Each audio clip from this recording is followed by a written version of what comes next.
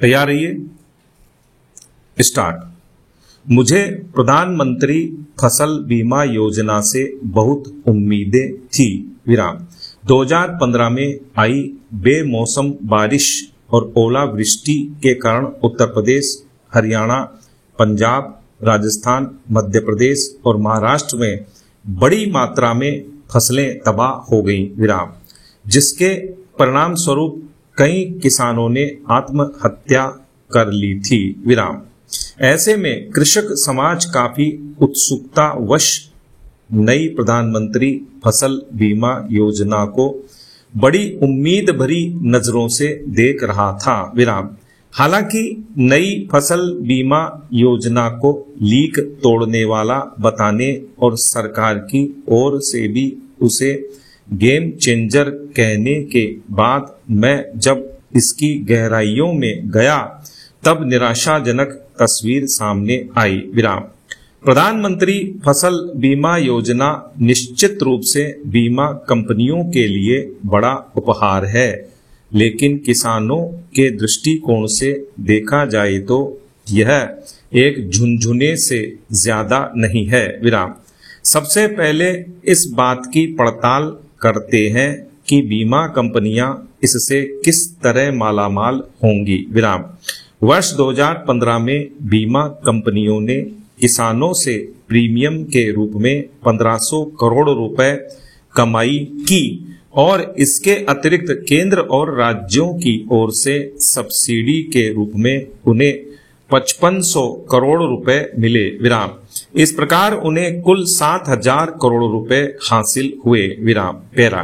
आगामी 1 अप्रैल से प्रभाव में आने वाली नई प्रधानमंत्री फसल बीमा योजना के तहत किसानों द्वारा भरी जाने वाली प्रीमियम की राशि बढ़कर 2000 करोड़ रुपए होने की संभावना है, विराम। इसके साथ ही केंद्र 8800 करोड़ रुपए मुहैया कराएगा, विराम। इतना ही राज्यों की ओर से मिलने की उम्मीद है, विराम। इस प्रकार प्रीमियम की कुल राशि 19,600 करोड़ रुपए हो जाएगी, विराम। कहां पहले बीमा कंपनियों को 7,000 करोड़ रुपए मिल रहे थे, लेकिन अब 19,600 करोड़ रुपए मिलेंगे, विराम।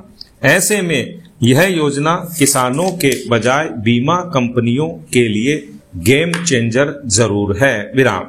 अब इस बात पर विचार करते हैं कि यह योजना के तहत किसान बीमा राशि का रबी फसलों के लिए 1.5%, खरीफ फसलों के लिए 2% और बागवानी फसलों के लिए 5% रकम प्रीमियम के रूप में भुगतान करेंगे, विराम।